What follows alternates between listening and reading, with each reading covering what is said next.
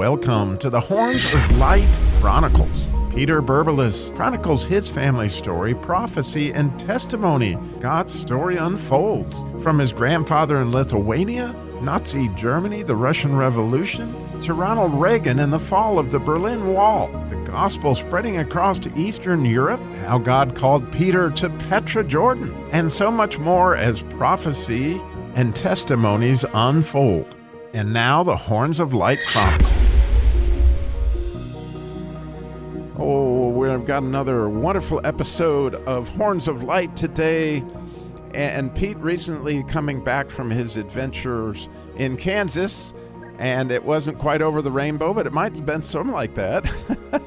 But anyway, so Pete, where do we go next? Well, I guess just kind of give a quick overview of the stuff that kind of came out of that, and then maybe dive into this with you. So going there, Madaba map is years ago. Friend really wants me to go see this. When we're in Petra, we go see it. Before we go to this place, I get a quick vision of a teacher calling, calling me Indiana Jones as I sit down in her class, and I can't even remember the name of the class in college.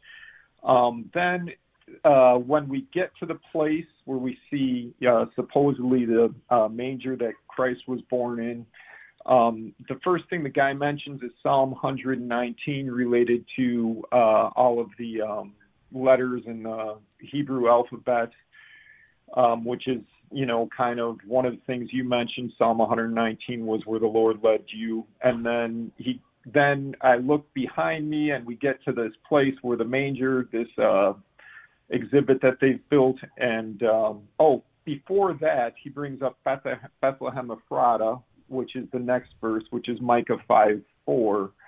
And we'll get into that a little bit. Then look at the manger, supposedly, and the one who had these artifacts, he requested that Song of Songs 2:14 in kind of a metal ark be displayed over this exhibit. And that verse is kind of significant to you. From there, we go into this guy's office, and he has John 21:11, which John 21 is significant to me because of Peter and the three times that Christ asked him if he loves him. And Peter, three times in the book of Acts, he goes to jail and then doesn't deny Christ, but stands boldly for Christ. And this is the third time that Christ appeared to the disciples. It mentions in that chapter 2. And also then supposedly this guy feels that the number related to the number of fish caught, which is in John 21:11, there's a writing all over his board assigning letters to the characters, and it's something like I am Yahweh, basically. So that's why the disciples in that following verse, I think it says something along the lines, didn't question him anymore. So that whole experience happens. Then I go into my week. I send the numbers to you because that's kind of boggling to me. I just want to make sure that this could be accurate. And you respond that it possibly could. I'm walking into my dad's house. A dove's wing hits me in the face, which is very strange as it flies by. And then finally, I tell the experience to one of the higher ups at work, my boss's boss, and he's, just maybe 3 or 4 tiers removed from the governor. I tell him the story, and he's kind of a Catholic who's exploring his faith, reading the Bible. He's got a 1-year study Bible. He sends me a picture the next morning. John 21 was his devotion that day, according to the date of June, whatever June date that was, in his 1-year study Bible. That was one of the readings that came up. So I guess that's kind of a quick summary of all the poetry that happened, and maybe kind of going back to break it down. To me, what's interesting to me also is just like Micah, Micah 2:12 and 13 refers to the sheepfold that Arnold Fruchtenbaum believes is that end time sheepfold. So that's Micah 2:12 and 13, which is what led me to Petra, Jordan. And then Micah 5:4 refers to Bethlehem Ephrata, which is the sheep fold that Christ was born into. And what's really interesting to me is the way that after that, in verse 5, it says, therefore he will give them up until the time when she who is in labor has born a child. So if you take that as a time period, that's when Christ is born. And this is all referring to Bethlehem Ephrata. And then it goes into another time period. Then the remainder of his brethren will return to the sons of Israel. So if this is interpreted correctly, then it could be the return of Israel that's going on right now, the return of the Jewish people to the land possibly. And then verse 4, and he will arise and shepherd his flock in the strength of the Lord, in the majesty of the name of the Lord his God, and they will remain, because at that time he will be great to the ends of the earth, and this one will bear our peace. Before you go on, go ahead, Pete, I wanted to jump in for a minute. Maybe I've told you this story, or maybe I haven't, but I'll never forget it. I had this dear friend, actually, when I was just a baby Christian, and he was an Israel nationalist. He'd grown up in Israel. He was Jewish, and he actually was one of the very few ever Congressional Medal of Honor winners of Israel. In other words, Israel has a award for somebody that's given outstanding bravery, in war. And believe me, as brave as those people are to get that award, they'd only given out 3 or 4, and there was literally a book written about him. And so he was a fairly famous war hero in the war, not this current one at all, but the one back when in the late 60s probably, right. And so essentially he was in a boat that was like just a regular sized boat, like we would cruise around in a lake, but the Arabs had these giant battleships and stuff, and he took one of these little just regular baby boats and essentially took out one of these battleships while he had been shot and given himself morphine and all sorts of stuff so that he could just keep the boat on track to crash into this Arab whatever it was battleship. Wow. And sink it and that kind of thing. So he's a fairly remarkable man. But anyway, he told me this story just to give you the idea that he looked very European, although if you meet most people in Israel that are Jewish, they look very like they're from the Middle East, but he didn't. He looked very European. And his name's Nadav Sharir.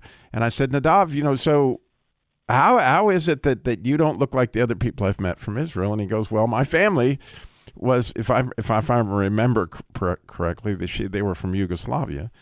And wow. he said, back in the way he described it's kind of funny, and I did not know about it at the time. He goes, back around the turn of the century, they started to have a call to go back to Israel. It was called the Zionist movement. Maybe you're familiar with it.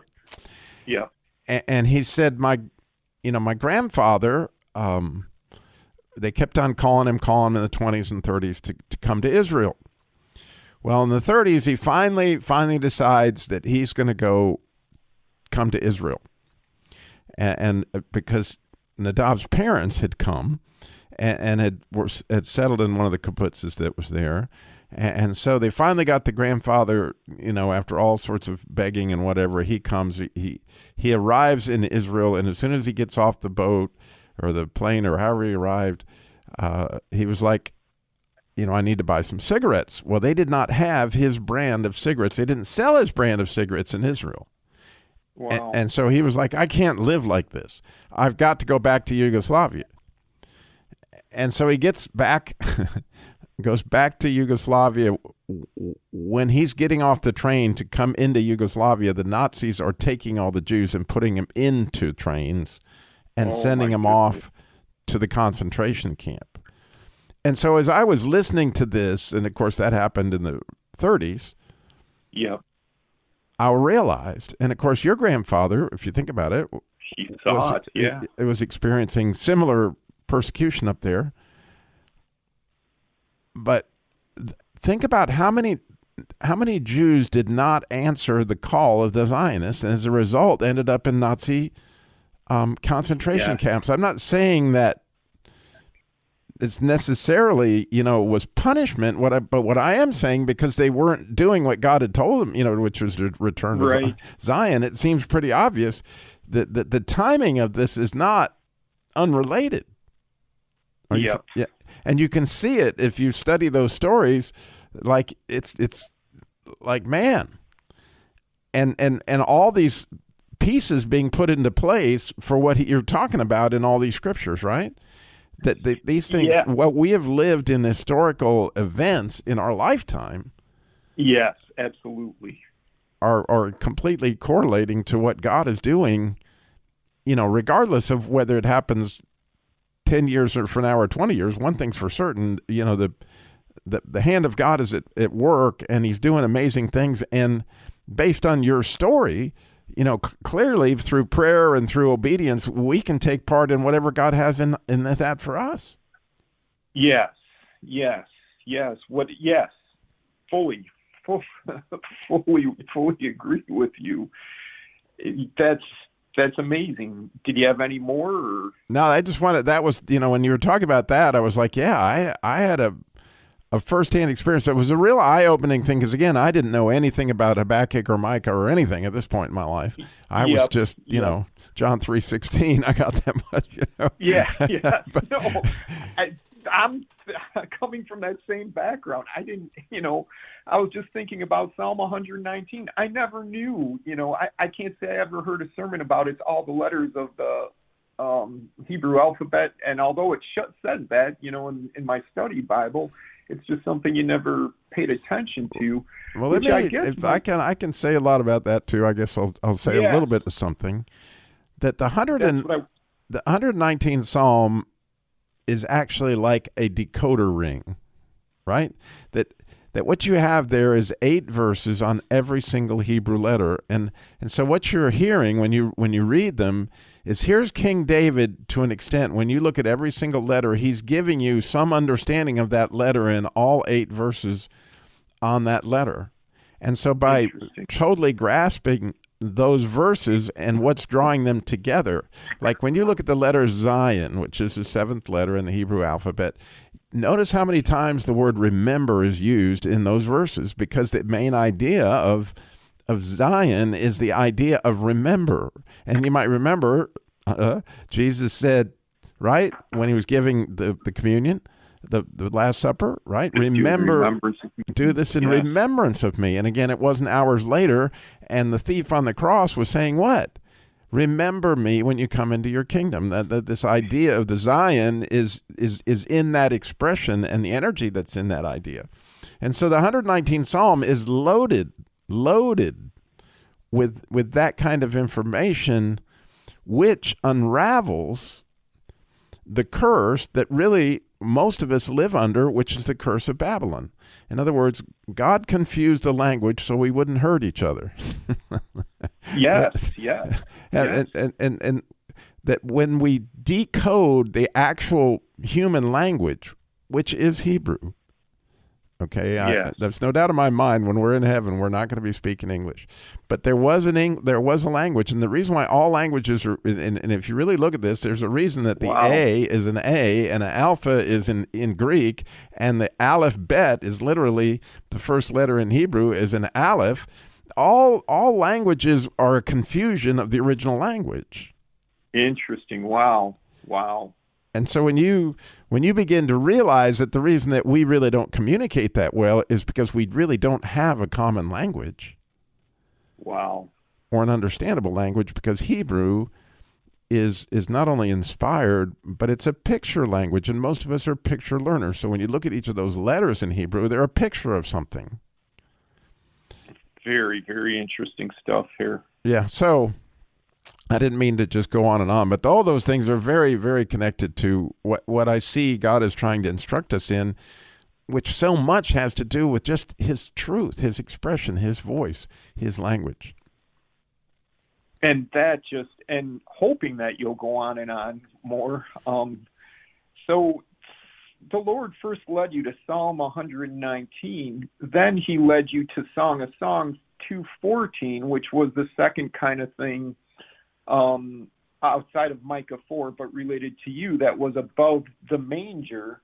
And, Clefts of the Rock appears in this, which to me relates back to Obadiah, which is that place which references Edom, which is that place where Christ will return according to Fruchtenbaum, Petra Jordan. But how did you jump from Psalm 119 to Song of Songs, or why do you feel the Lord, so it sounds like the decoder, God gave you a decoder in Psalm 119, but then he brought you into Song of Songs. So what's the significance of that to you, or what thoughts are coming up in your mind related to that? Okay, so when I get up every morning, I begin to pray like, God, where are we going today? I don't hang on to that, okay, I've been at Habakkuk for the last 3 months.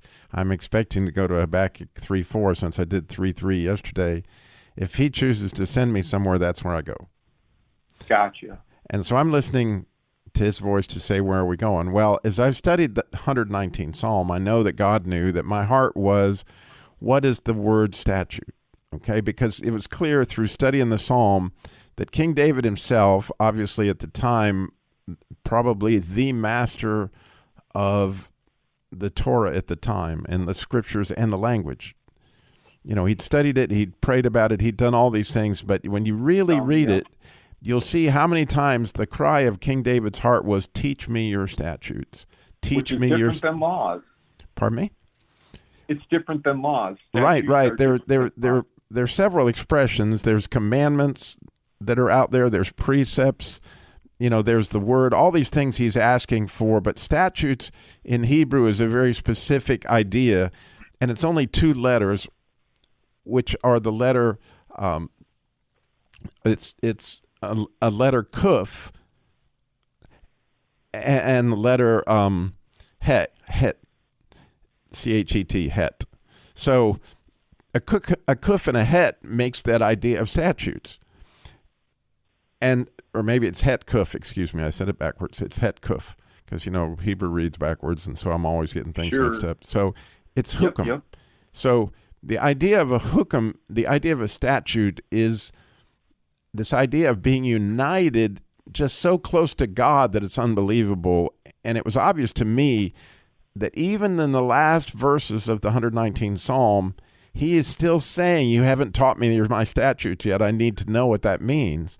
And so one of the last is I will run, or I will praise you with upright hearts when you teach me your statutes. In other words, that hasn't taken place yet.